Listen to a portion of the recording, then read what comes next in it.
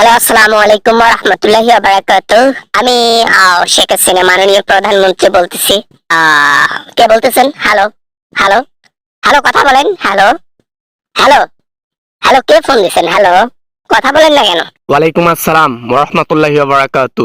আজকে আবু সাইদ হত্যাকে নিয়ে কিছু কথা বলতে চাই আপনাকে, এই জন্য ফোন করেছি। নির্মমভাবে হত্যা করলো আপনাদের পুলিশ, আর এটার পেছনে কে হুকুম দিল? আপনি। আপনি তো চাইলে রুখে দাঁড়াইতে পারতেন। আর আপনাদের দেশের কেমন পুলিশ যে নিরপরাধ মানুষকে এইভাবে নির্মমভাবে হত্যা করলো গুলি করে? হ্যালো, তুমি এগুলা বলার জন্য আমাকে ফোন করছো? তাহলে শোনো আমি কি বলি। ওই ছেলেটা কেন বুক পেতে দিল? বুক পেতে দেওয়ার দরকার ছিল? যদি বুক পেতে না দিত তাহলে গুলিও করতো না, তাই না? বুক পেতে দিল কেন এরকম সময়? ছেলেটা আপনার তো ক্ষতি করে নাই, আপনাদেরকে তো মারতে যায় নাই। বুক পেতে দেশের জন্য বাপের সম্পদ মনে করে গুলি করবেন? এটা কেমন কথা? এটা কোন ধরনের স্বাধীন দেশ? এটা কোন ধরনের স্বাধীন দেশ যেখানে বুক পেতে দিলে আরামসে গুলি করে প্রশাসনের লোক? এটা কোনো কথা? চাইলে অ্যারেস্ট করতে পারতেন, চাইলে ধরতে পারতেন। ছেলে তো আপনাকে মারতে যায়নি, আপনার প্রশাসনকে মারতে যায়নি, তাই না? আপনি যুক্তিসম্পন্ন কথা বলেন। তুমি কে যে আমি তোমাকে যুক্তি সম্পূর্ণ কথা বলবো? তোমার সাথে যে আমি কথা বলতেছি, তোমার ফোনটা যে আমি রিসিভ করেছি, এটাই তোমার বাপের কপাল। এটাই তোমার কপাল যে আমি তোমার সাথে কথা বলতেছি। তুমি এতক্ষণ যে কথা বললা, এটা তুমি কি জানো তুমি কার সাথে কথা বলতেছো? আমি একজন নরপিশাচ, একজন রাজাকারনীকে ফোন দিছি। যেহেতু আমাদেরকে রাজাকার করছেন, এখন আমাদের রাইট আছে আপনাকে রাজাকার বলার। যদি আমরা রাজাকার না হয়ে আমাদেরকে রাজাকার বলতে পারেন আপনি, তো আপনার তো জন্ম যুদ্ধের আগে।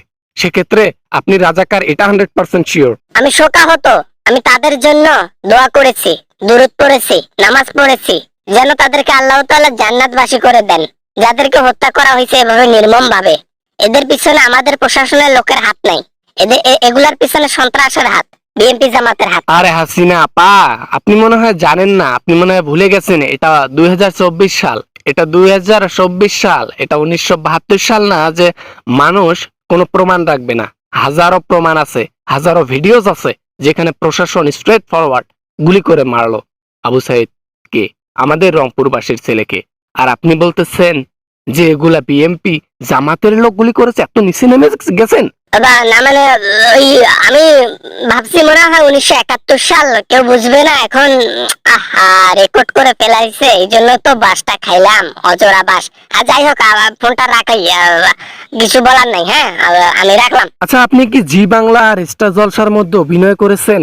আহারে, ওইখানে অভিনয় করলে অ্যাওয়ার্ড পাইতেন, প্রতি বছরে একটা করে অ্যাওয়ার্ড পাইতেন। আহারে কি মজা পাইতেন। আহ আহ এত অভিনেতা।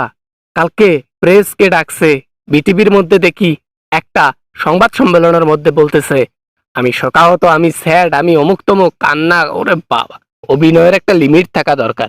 এরকম প্রথমে আগুন ধরায় দেয়, পরে এসে যখন ভয় পায় তখন একটু সিস্টেমে অভিনয় করে। হ্যাঁ, বুঝি তো, সব বুঝি তো, আগের দিন নাই আর। তুমি দেখি অনেক বেশি বেশি কথা বলতেছো। তুমি কে হে? হ্যাঁ, কে হে? তুমি আমাকে এইভাবে বলতেছো, তোমার মনে কি ভয় নাই? ধরে কিন্তু রিমান্ডে নেব। আমরা তো সবাই রাজাকার, আমাদেরকে সবাইকে ধরে আপনি জেলের মধ্যে ঢুকে রিমান্ডে নেন, বুঝছেন? এটা তো আপনিই বলেছেন। দেশের সরকার হয়ে যদি সাধারণ পাবলিককে রাজাকার বলে, এর চাইতে ঘৃণ্যকর অসম্মানী কথা আর কি হইতে পারে? এজন্য রেসপেক্ট যাকে করতাম, এখন জুতা দিয়ে মার।